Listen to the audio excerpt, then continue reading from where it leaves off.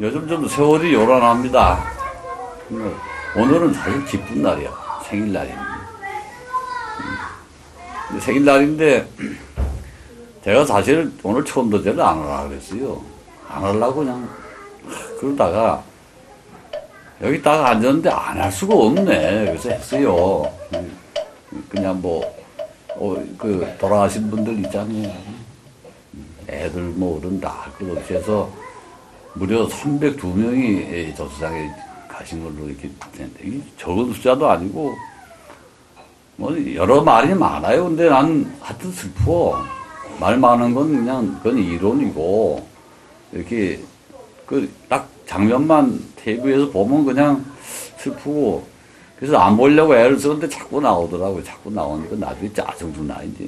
아유, 어떡하나. 그리고 이제, 좀 있으면 해결이 나겠지, 뭐.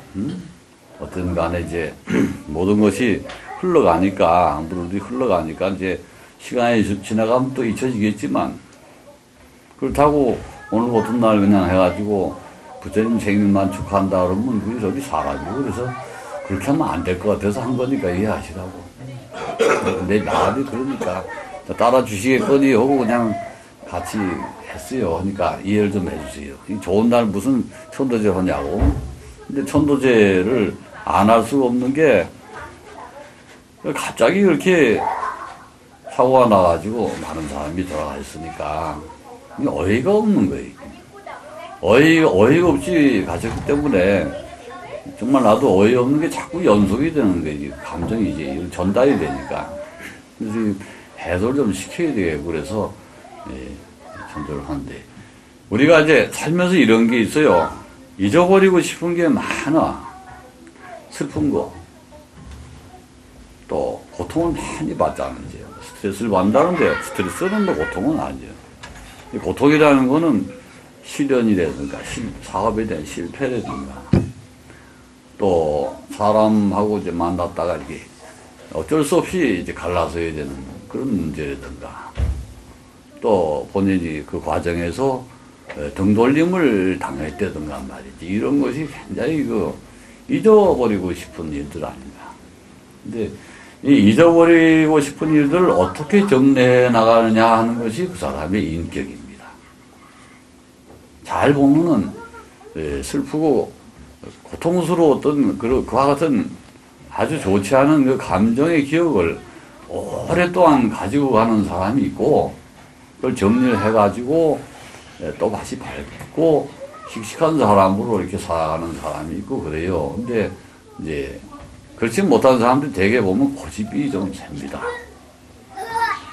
고집이라는 게 뭐냐 하면은 자기 자신이 생각하는 거를 또 그 마음 자세를 바꾸는 거를 좀 꺼려하는 그런 경향을 얘기합니다. 그래서 우리 대한민국 사람들이 좀 그런 게 있어요. 이게 금방 잊어버린다는 얘기를 자주 해. 금방 잊어버린다. 금방 후딱후딱 세월이 가면 또 금방 있겠지 뭔지 이런 얘기를 하는데, 한편으로는 그게 잘 됐다 싶은 게, 잊어버리니까 또 살지. 그래서 일일이 다 기억을 하고 있으면 어디 살겠소. 우울한 그와 같은 기억들을 지울 수 있으니까 사는데, 그 지우는 요령이 이제 좀 각별히 좀 다른 나라 사람들하고는 다르지 않느냐. 난 그렇게 생각을 하고, 지금까지 살아보면은 그런 걸 좀 많이 느꼈어요. 우리 한민족은 대체로 보면은, 한민족 아닌 사람도 물론 이 중에 있겠지만은, 다 포함해서, 우리 이 강산에 사는 사람들이 공통적으로 보면은 잊어버리자 하고서 있지는 않아. 항상 보면은 뭔가 있으면 즐거운 쪽을 찾으면서 그걸 해소시키는 쪽으로 잊으려고 애를 쓰지 않았나 하는 그런 생각을 제가 해왔어요. 왜냐하면 이제 제가 이 일을 하다 보면 이제 살을 푼다는 게 있어요. 살을 푼다는 것은 뭐냐 하면 어떤 원한이라든가 안 좋은 기억이라든가 이와 같이 영혼 속에 담겨져 있는 저해 요소들을 없앤다는 뜻이죠. 없앨 때 보면은 제가 연보를 할 때도 이 연불이 소리거든요. 또 북을 친다면 북을 치는 것도 소리고, 또 목탁도 소리고 종도 소리예요. 그 소리를 하면서 어떤 새로운 리듬을 사람들에게 씹어주고 자기도 모르게 슬픔과 동시에 점차적으로 건실한 유쾌한 쪽으로 이렇게 유도해주는 그와 같은 방식으로 해소를 시키거든요. 그러면 뭐냐 하면은 그것이 자주 자연스럽게 되어 있지만은 다른 나라에 가면 뭐 그런 게 별로 없는 것 같아요. 일본이나 중국에 가도 우선 구슬을 한다거나 또 이럴 때 보게 되면은 또 뭐 연보를 할 때도 마찬가지예요. 보면 아주 슬프면 슬프지 그것이 어떤 기쁨 쪽으로 슬그머니 유도하는 것은 별로 없어요. 근데 우리나라는 보면 뒤풀이라는 게 있는데 뒤풀이를 보게 되면은 그 좀 장단이 좋아요. 좀 씩씩하고 건실하고 다시 본래의 그 자리로 돌아갈 수 있게끔 하는 그런 의미로 이제 소리가 좀 장단이 빨라지고 힘차고 이제 이런 것으로 끝을 냈거든요. 그래서 제가 보게 되면 우리 민족은 대체로 보면은 그런 게 있구나. 이제 안 좋고 쓸쓸해지고 슬프고 고통스럽고 도저히 참을 수 없는 억울함이 있고 이런 게 있어도 그것을 극복하는 방법이 좀 명랑한 쪽으로 이렇게 돌려서 바꾸는 경향이 좀 있더라. 그래서 거리마다 보면 노래방이 그렇게 많은 것이고, 잘 보면은 오락시설도 꽤 많은 편이에요, 우리나라는. 그죠? 그래서 그렇구나. 알겠다. 그래서 그렇구나. 그러면 여러분들은 어떻게 사시는지 한번 물어볼까요? 좀 많이 기분이 언짢은 세월을 보내고 계신 분들 많을 줄로 아는데, 대체로, 그런 경향을 지니고 있죠? 좀 안 좋고 이럴 때는, 그래, 우리 기분 전환을 좀 하자. 그래서 여행을 좀 떠난다든가, 또는 이제 노래를 좀 부르러 가자. 노래방에 간다든가, 또는 식구끼리 어울려가지고 사천에 가면서 이제 드라이브를 하면서 같이 좀 즐긴다든가 이러면서 이제 풀어나가는 게 있어요. 근데 어떤 개인으로 볼 때는 조금 요즘은 그것이 힘들어지지 않았나 하는 생각이 들어요. 근데 가족이 없거나 이제 혼자 사시는 분들이 기분 전환을 할 때는 대단히 어렵지 않을까. 일단 이렇게 안 좋게 기분이 오래지면은 그걸 다시 일으키기가 참 어려운 그런 환경이 아닌가 이런 생각도 들어요. 왜냐하면 그전처럼 이렇게 함께 어울려가지고 풀어준다는 것이 참 사라지지 않았습니까? 옛날에 동네라는 게 있고 모임이라는 게 또 많이 있고 그래가지고 서로 어울리면서 인간적인 교류를 통해서 슬픔이라든가 또는 외로움이라든가 또는 아픔이라든가 이런 것을 해소할 수가 있어요. 공포감까지도 해소할 수가 있었어요. 공포감, 두려움.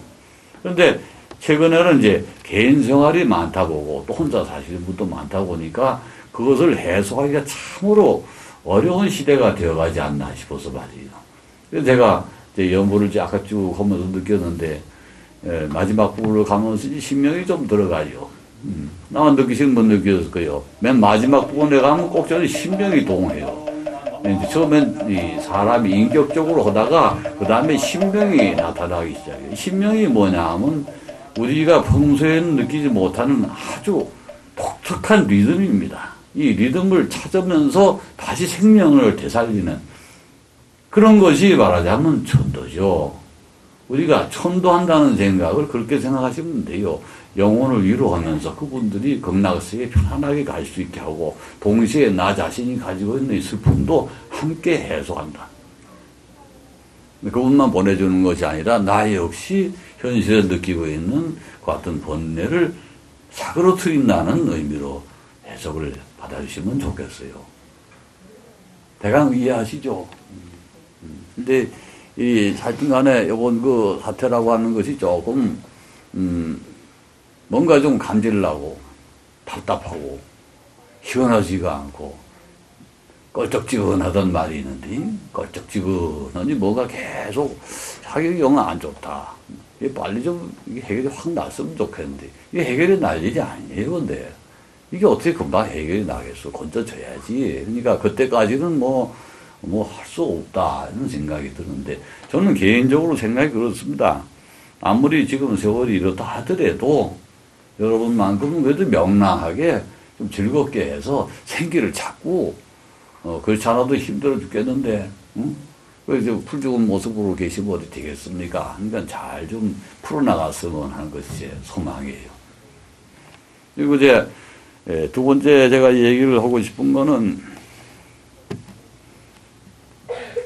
여기 지금 꽃이 있고, 이게 물이 있고, 또 이제 종이 있고, 각기 성품이 달리, 물건이 다르니까 이 성상이 다르고, 그 품이 있으니 그 성품이 다르죠. 성품 그러면 보통 이제 뭐 소천이라든가 대천이라든가 또는 무슨 자비성이라든가 뭐 이제 이름이 여러 가지로 좀 있지만은 그 이름에 따라서 성품이 이상한 건 아니지만은 그 성품을 따서 이제 이름을 짓지 않겠소?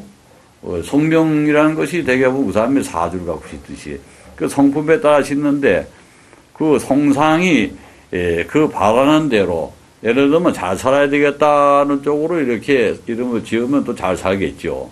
근데 처음부터 뭐 잘 못 살아라는 이름은 없어요. 근데 이 잘못 지어 놓으면은 그 속에 숨어 있는 기운이 드러나가지고, 나쁘게 되는 수도 있어요. 근데 대개 이제 이 성상의 물건의 종이면 종, 이거 종, 요건 요령이라 그러지만 사실 종 아닙니까? 요건 물컵이니까 물을 담는 유리 그릇. 앞에 지금 꽃이 있어요. 이 꽃은 이제 화초라고도 하고 이제 화훼라고도 요 꽃이랑 이쁘게 이렇게 다듬어 놓으니까 보고서 아 오늘 뭔가 축하하는 날인가 보다 참 즐겁구나 보고 있으니까 환해지고 또 나보다 이쁜 사람이 있다 그러면 여기 또 이쁜 사람이 있어 이쁜 사람이 또 많잖아 그죠 그러면 꽃을 보면서 꽃보다 이쁜 할배라든가 꽃보다 이쁜 할매라든가 꽃보다 예쁜 아가씨라든가 이렇게 꽃을 비교할 수가 있고 얼마나 좋소. 근데 이 성품이라고 하는 것이 성상에서 우러나는 것인지 성상이라고 하는 건 그 성품이 가지고 있는 모습이에요. 그 성품이 이제 드러나가지고 높고 고결해지면 좋다고도 얘기하는데 나는 그렇게는 생각하지 않소. 뭐 수행을 하거나 해서 그 성품이 고결해지면 참 좋은 거 아니냐. 근데 저는 태어난 그대로 자기가 가지고 있는 모습에서 한치도 어긋나지 않았으면 좋겠소. 예를 들어서 어떤 도둑놈이 있어. 도둑놈이면 끝까지 도둑놈으로 살면 좋겠어. 문제는 뭐냐 하면 도둑놈이면서 도둑놈이 아닌 척하고 사는 게 문제지. 그렇지 않습니까? 착한 사람인데 도둑놈이 척하고 사는 게 뭐 문제가 되겠소. 정말 착한 사람인데 도둑놈이 척하고 사는 거는 괜찮은데 아유, 도둑이면서 착한 사람이 척하고 사는 게 항상 문제가 되고 그것이 범죄 아닙니까? 범죄라는 건 모두 다 그렇지 않습니까? 척하는 데서 생기는. 어떤 수행자가 수행을 한다. 그럼 수행을 하면서 수행의 계율이 있는데 계율을 지켜라 하고 얘기 안 해도 그냥 스스로 지키는 게 계예요. 근데 이게 지켜나가야 되는데 안 지켜. 그러면 옆에 사람들이 보면 아, 계를 못 지키는 아주 고약한 놈이다. 근데 자기는 그 계를 지키기 위해서 수행하는 것이 아니라고 생각하고 들어온 사람이 계를 파괴하고 안 지키고 있어. 그러면 이것을 평가할 때 두 가지 이론을 나누는데 하나는 지키지 않으니까 죄다가 되고 하나는 본래 성품을 무시하기 때문에 죄다. 자, 그러면 이 사람이 원래부터 나쁜 놈으로 태어나가지고 그 수행하러 들어왔으면 그냥 그놈은 그러니까 원래 그러니까 계를 안 지킨다. 그러니까 당연한 거 아니냐고 큰 스님들이 옛날에 별로 신경도 안 썼어. 이건 사실입니다. 원래 그런 놈이니까 그러니 월장을 해가지고 술 한잔하고 왔대는데 내가 그걸 시동을 낸다 해가지고도 성품이 좋아지겠냐. 냅둬라. 그러면 그러다가 지쳐서 쓰러지겠지 지가. 그러다가 싫으면 젊은을 나가면 그만이고 또 이따가 지가 여기 계를 지켜야 되는 게 내가 사는 비결이다 싶으면 억지로 그래도 수행자인 척은 하겠지 이러면서 내두다 보면은 그것도 이제 나쁜 짓을 하는 것도 점점 아무리 지가 성품이라 해도 역시 변하는 것과 변하지 않는 것이 있거든 인간에게. 하여튼 그 변하는 것이 달라지기 시작하면 원래 있던 변하지 않는 것조차도 무너뜨리는 수가 있지. 이것을 가리켜서 뭐냐 하면 해탈이라고 그러지 보통. 해탈. 껍데기를 벗고 원래 모습을 드러낸다. 자, 그러면 여러분 생각해 보시기에 인간치고 죄인 아닌 자가 어디 있겠노? 원래 죄를 지었으니까 사람을 태어나지 이 사람들아. 응? 그렇게 보는 관점이 있잖아요. 원래 죄인이다. 아니 기독교에서도 그 얘기 많이 해요. 원죄란 말도 써. 근데 불교에도 그게 없는 게 아니에요. 불교에서도 뭐라 하냐 하면 네가 죄를 3세 업을 지었으니 지금 그와 같은 고통을 지고 있는 이란 말이 수도 없이 인연법을 설명할 때 나오지 않느냐. 그럼 죄를 짓지 않았다는 쪽으로 자기는 생각하고 있지만 누군가가 나를 그렇게 보면 또 그렇게 되는 거야. 자, 그럼 그럴 때 자기는 어떻게 판단을 하겠어? 도대체 나는 삼세업을 지었는가? 알 수 없지. 그런데 그거를 알아내는 방도가 있지 않겠소? 내가 아무런 이유도 없이 억울한 꼴을 당한다. 내가 아무런 이유도 없이 참혹한 꼴을 당한다.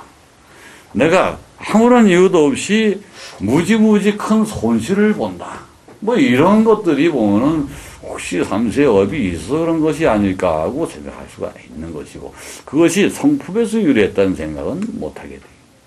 근데 변화한다는 것이 뭐냐 하면 성품이 변하는 것이 세월이 가면서 또 태어나고 또 태어나면 성품이 계속 바뀌어 나가는 거예요. 자, 그러면 이제 어떻게 하면 될까? 수행을 하면 된다가 아니라 우선 그것을 알아야 되죠. 내가 처음에 얘기했지만 이 성상에 가진 이 성품이 자기 모습이거든. 내 성품. 이거를 확실하게 보고 객관적으로 정확하게 평가를 해야 되는 거예요. 나는 이런 사람이야. 그러고 인정을 해야 되는데 요걸 안 하면 어떻게 되냐면 우리 범죄자가 되는 거예요. 나는 원래 좀 까불고 노래를 잘하고 남을 즐겁게 하지만 골방에 들어가 있으면 노래도 한마디 안 하고 혼자 끙끙대고 우는 사람이야 하고 인정을 해버리면 그날부터는 안 할 수도 있는 거예요. 근데 항상 자기는 뒤집어진 생활을 하는 거야. 이제 겉과 속이 달라. 골방에 처박혀가지고 가만히 있을 때는 울고 있고 밖에 나오면 노래 부르고 헤헤거리고 이런 생활을 계속 반복하게 되면 뭐냐면 이것이 바로 자기에 대한 범죄가 되는 거예요. 나는 그렇게 살 수밖에 없어 그러지만 그게 아니거든. 어떻게 인간이 그렇게 이종 가면을 쓰고 살 수가 있느냐 이 말이에요.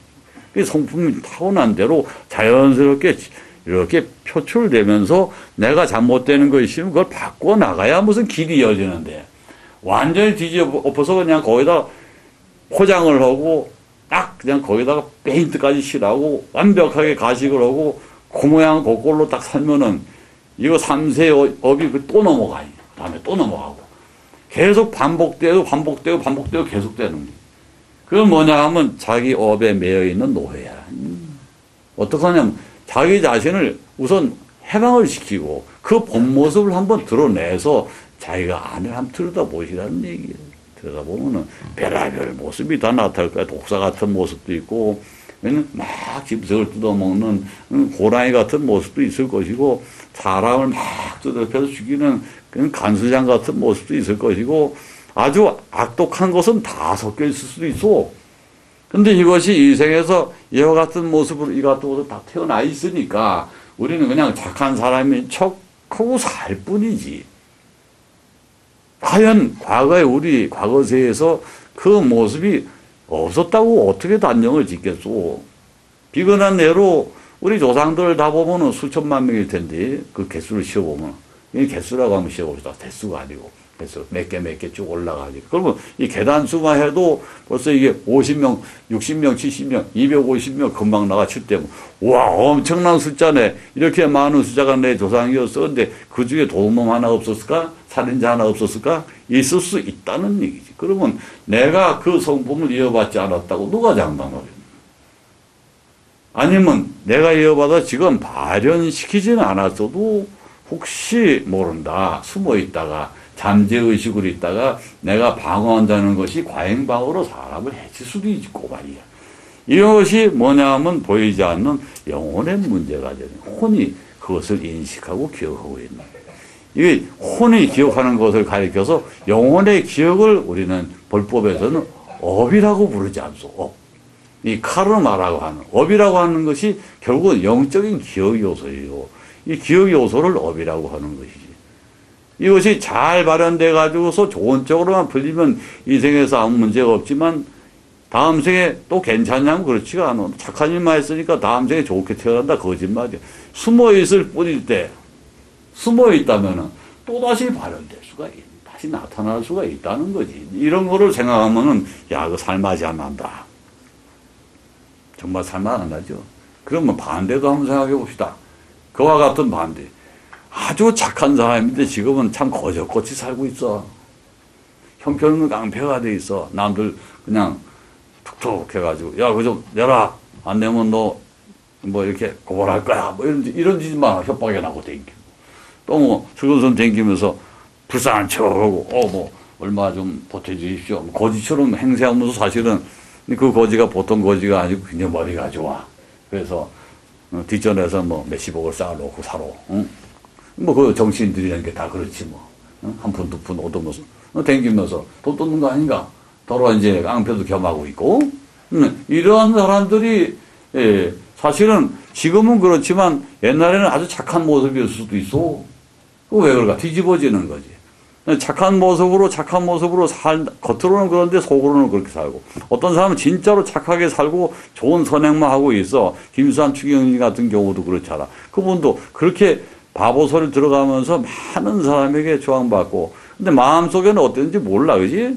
근데 확실히 그 훌륭한 사람이 또 뒷면에 그런 게 있고, 어떤 사람은 또 나쁜 죄악을 저지르면서도 그 속에는 아주 착한 마음이 숨어 있을 수도 있고. 자, 그러면 좋은 면과 나쁜 면을 둘로 딱 나눠 놓고서 볼 때 내가 이것을 어떻게 조정을 해 나갈 것인가 하는 거. 초등학생도 다 할 수 있는 일인데 어른이 왜 못하겠나. 내가 오늘 예를 들어서 누가 공짜표를 줬어요. 콘서트 입장권인데 한 100만 원짜리 A석 스페셜석을 딱 줬는데 받는 순간은 몰랐는데 딱 받고 나니까 그때부터 걱정이 생겨. 이 2장인데 야, 이거 어떡하나. 나는 시간이 없어서 갈 수가 없는데 이걸 누구를 주지 할 때 한번 생각을 해보. 지금 100만 원짜리 S석인데 평생 한 번밖에는 볼 수 없는 그와 같은 관람을 할 수 있는 티켓을 받았다 할 때 나는 참 안타깝게도 그 시간에 갈 수가 없어. 그래서 그 스페셜 티켓을 다 가지고서 이것을 누굴 줄까 할 때 그때에 그 사람의 품성이 드러나.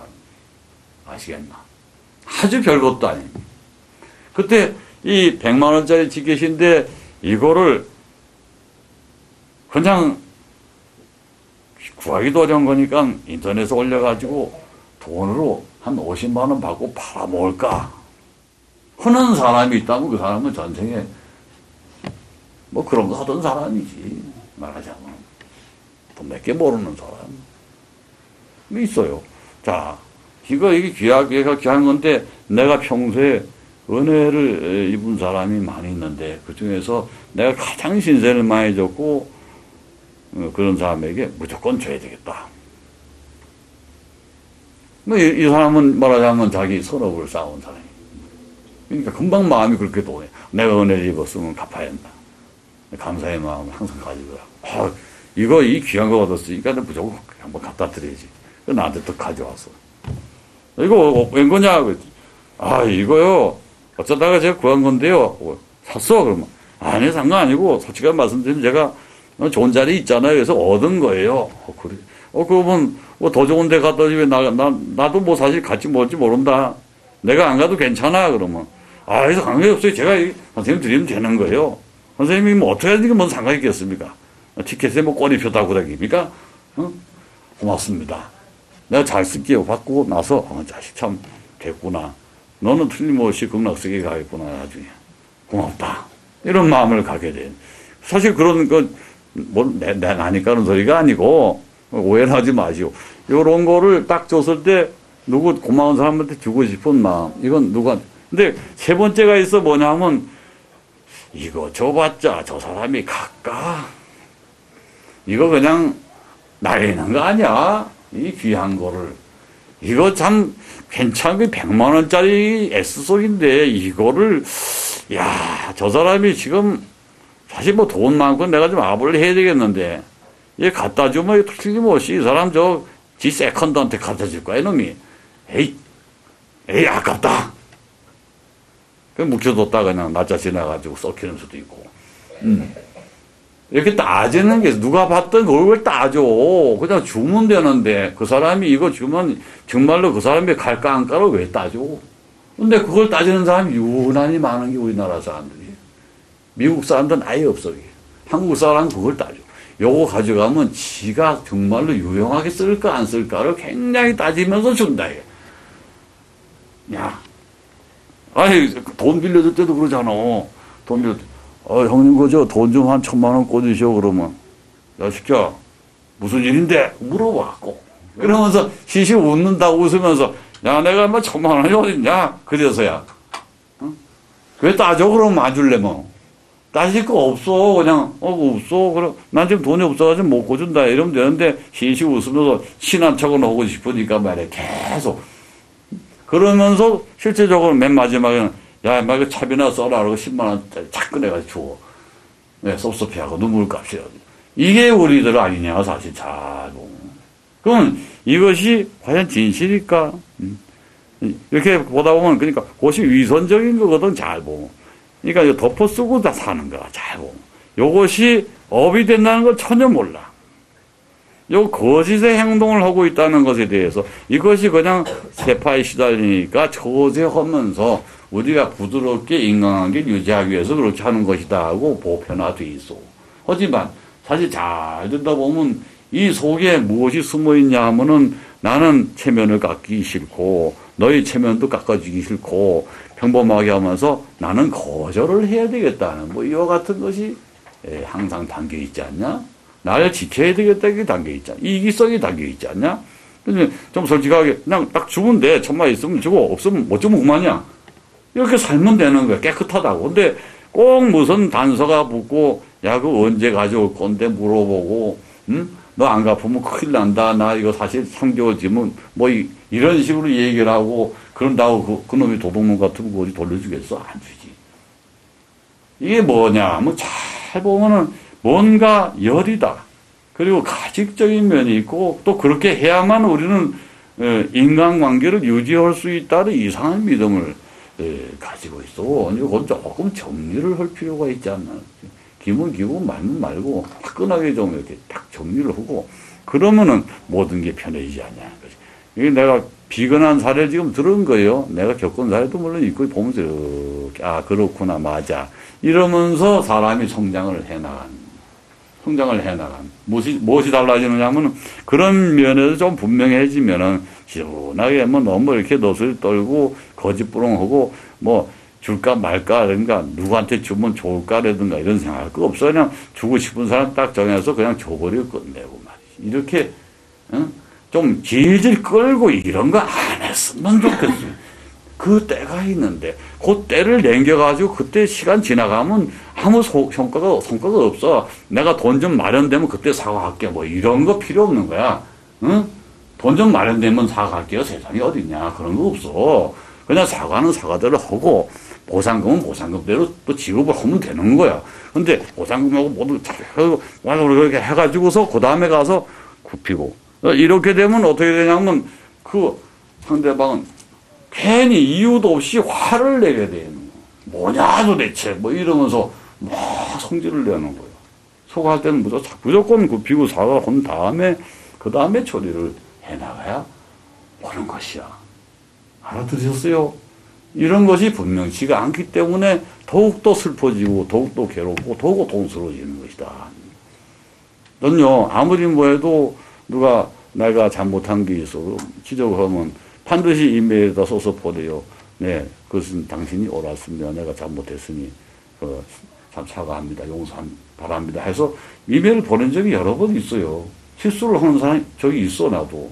그거 왜 정확하게 따져보지 않고 시를 틀리게 봤대든가 말이야. 사주를 보는데 시를 틀리게 보면 안 되잖아. 그게 중요한 건데 시를 잘못 보면은 사주가 달라지잖아.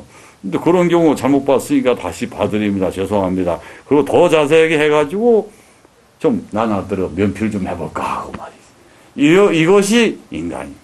솔직하지 않으면은 클 수 없어요, 사람이. 자기 자신에게 솔직하고 속이지 말라는 거예요. 지금까지 전부 얘기한 것이 뭐냐면 속이지 말라는 소리예요. 자기 자신을 속이지 말라는 거예요. 상대방은 물론이고 나 자신이 느끼고 있는 것을 뭐 괜찮겠지 이러지 말라는 거예요. 그래야 조금이라도 더 빨리 커지고 올바라지지 않겠느냐 하는 생각을 가지게 되는 거예요. 부처님 오신 날 뭐 지금 그 품성교육 시킨다는 소리 하지 마시고 지금 내가 이런 얘기하는 게 다 지금 요즘 세월이 지금 흐르는 거에 비유를 하면서 얘기하니까 이해를 좀 해주세요. 그런 것이 좀 많이 모자라서 비극이 생기지 않느냐는 거지. 바로 그거. 솔직하고 모든 것에 대해서 좀 당당해야 되고, 뚜렷해야 되고, 슬금슬금 숨기고, 야맛이 칠라 그러고 좀 이러지 말고 말이요. 그러다 보면은 점점 더 이상해지고 거짓이 거짓을 또 부르게 되고, 거짓은 보면 보험이 없다는 말 아시죠? 서양 속담에 거짓에는 보험이 없다. 거짓에는 보험이 없는 거요. 위험 부담도 질 수가 없어. 거짓 그 자체가 어찌 보면 보험이니까. 보험에 재보험을 들 수는 없는 거라는 게. 거짓말은 보험을 들 수가 없어. 거짓말은 항상 위험을 초래하게 돼 있죠.